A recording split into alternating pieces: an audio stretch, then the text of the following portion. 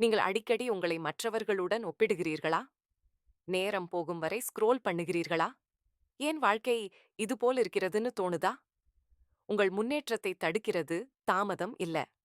அது திசை தவறிய கவனம். அதை மீண்டும் உங்களிடம் திருப்பும் நேரம் இது. வெளியில் இருக்கும் விஷயங்களில் கவனம் செலுத்தினால் சோர்வுதான். உள்ளே உங்களை நோக்கி கவனம் செலுத்தினால் வளர்ச்சிதான். உங்களை நோக்கி கவனம் செலுத்த ஆரம்பிக்க என்ன செய்வது? 1.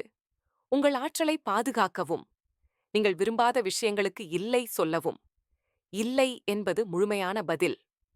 2. செலவழிப்பதை விட உருவாக்குங்கள். வாசிக்கவும், எழுதவும், பயிலவும், உருவாக்கவும். சிறிய பழக்கங்கள் பெரிய மாற்றத்தை உருவாக்கும். 3. எல்லைகளை அமைக்கவும். மக்கள், நேரம், மொபைல் போன் எல்லாமே. உங்கள் முன்னுரிமைகளை மதிக்கவும். 4. உங்கள் வளர்ச்சியை நீங்கள் ஒப்பிடுங்கள். மற்றவர்களை பார்ப்பதை நிறுத்துங்கள்.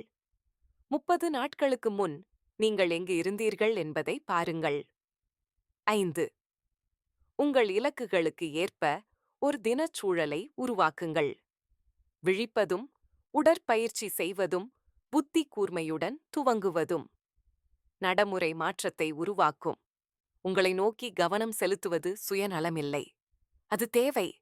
நீங்கள் நல்லவராக மாறினால் உங்களைச் சுற்றியுள்ள அனைத்தும் நன்றாக மாறும். உங்கள் வேலை, உங்கள் அமைதி, உங்கள் வாழ்க்கை. இன்றைக்கு தொடங்குங்கள்.